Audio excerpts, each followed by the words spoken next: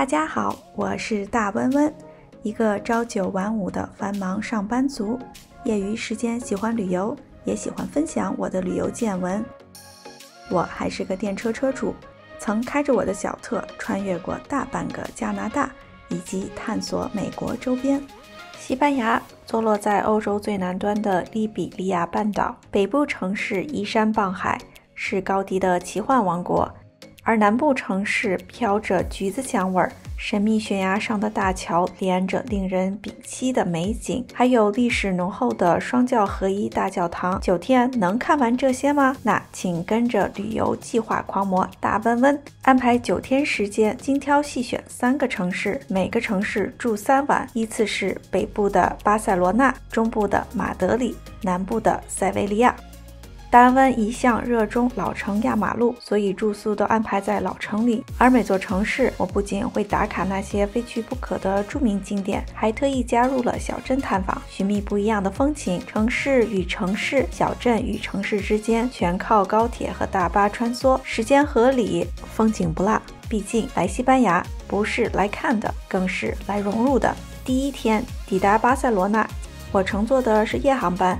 晚上8点从多伦多起飞，7个多小时后抵达了巴塞罗那。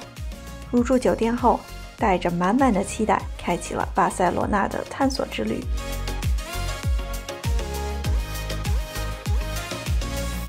来到巴塞罗那，首先选好你的高迪3件套。这位建筑鬼才在这里留下12件完整作品，其中7件被列入世界文化遗产。我们的第一站就是那座100年烂尾楼圣家堂，虽然还在装修，但它的壮美绝对无愧于顶流的名声。门票需要提前2周预订，可见啊有多抢手。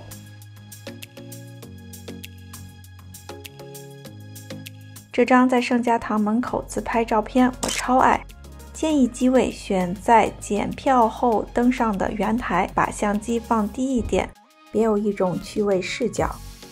第2天继续我的高迪3件套，贵尔公园和巴特罗之家。贵尔公园本来是个高端住宅项目，最后只修好了公共区域和2个房子，但胜在艺术感爆棚。至于巴特罗之家，那就更有故事了。土豪嫉妒邻居一事给了高迪一个无预算项目，于是他手一挥，把别人家搞成个活生生的海底世界。站在这座海浪型的建筑前，我也忍不住摆个波浪线 pose， 毕竟跟高迪的作品合影，自然得玩点艺术范儿。第3天原计划是去小镇探访，但因天气不佳，我们灵机一动，改在哥特区老城悠闲地踏雨，并走进了藏有3000朵玫瑰的加泰罗尼亚音乐厅。剧院的瓷砖柱子、走廊美得让人移不开眼，随手一拍就是大片。如果天气配合，小镇探访也是个绝佳选择。Girona 和 Tossa 都充满了迷人的小镇风情。而在市区，高迪的米拉之家和焦糖山则是让人一见钟情的地标。如果时间充裕，晚上再打卡全球排名第10的酒吧 Paradiso， 感受极致的创意与氛围。第4天前往马德里。巴塞罗那到马德里车程只需3个小时，轻轻松松喝杯咖啡，窗外是飞驰而过的西班牙乡村风光。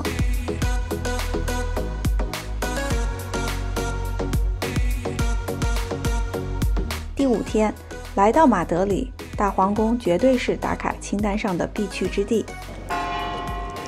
这座宫殿的精美奢华完全可以媲美凡尔赛宫，而且更贴心的是，室内允许拍照，随手一拍都仿佛是欧洲宫廷画报的封面，朋友圈秒变艺术展。大皇宫不是自然或历史遗产，但马德里有另一个硬核遗产，世界上运营时间最长的餐馆。这家吉尼斯认证的100年老店，不仅有着将近300年的辉煌历史，还因海明威在小说中带的一波节奏，成为吃货们的朝圣地。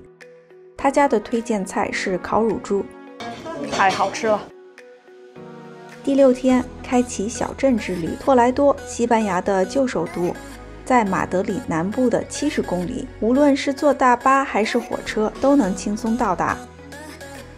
来到托莱多，重点有3：宏伟的大教堂让人感叹信仰的力量；汽车穿越小巷子，则能体验欧洲老司机的炫技；而从对面山上观景台俯瞰整个老城，河流环绕3面，绝对是心旷神怡的视觉享受。第7天，我们启程前往下一个城市塞维利亚，因为路上经过科尔多瓦，所以我们在这里停留了大半天。晚上再继续去塞维利亚。原本是被老城厚重的历史感吸引而来，历史是这座老城的外壳，而小河、阳光、音乐就是它的灵魂。一边漫步，一边街头的音乐轻轻飘扬，反而让浮躁的心一点点沉静下来。这地方真的太懂怎么疗愈人心了。科尔多瓦的标志性建筑大教堂也是西班牙最重要的伊斯兰建筑之一，它以宏伟的拱门和红白相间的柱廊而闻名。在13世纪，清真寺被改为基督教大教堂，展现了伊斯兰与基督教文化的交融。第8天，塞维利亚，这座散发浓郁橘子香味的城市，明媚的阳光一洒，旅行的幸福感瞬间拉满。刚上出租车，司机就语重心长地说，如果只能去一个地方，那一定是西班牙大广场。广场建于1929年博览会期间，半圆形的建筑布局环绕着一个波光粼粼的人工湖泊，仿佛张开双臂欢迎来自四面八方的游客。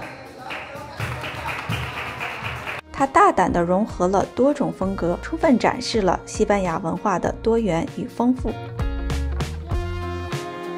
更让人心动的是，塞维利亚还是热门美剧《权力的游戏》取景地之一。塞维利亚大皇宫的每个角落都带着剧中的史诗感，随便走走都像在现实中穿梭7大王国。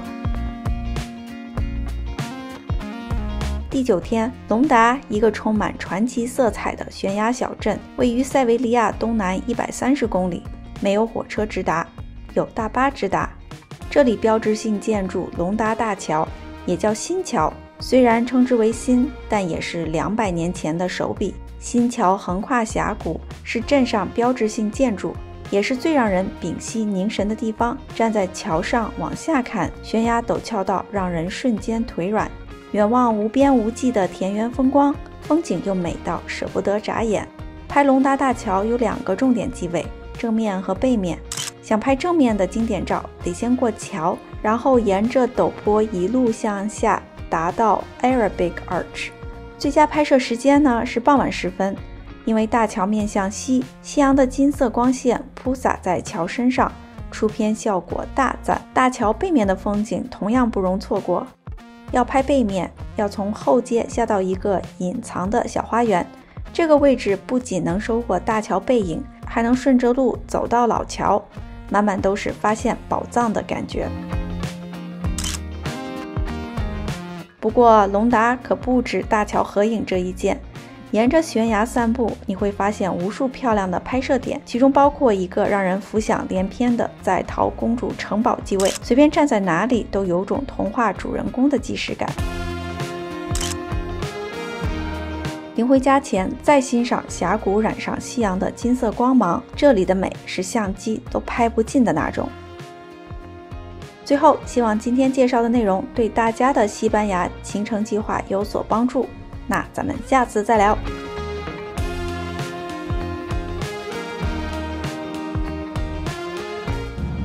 哦，这个大巴的速度现在是96公里/小时。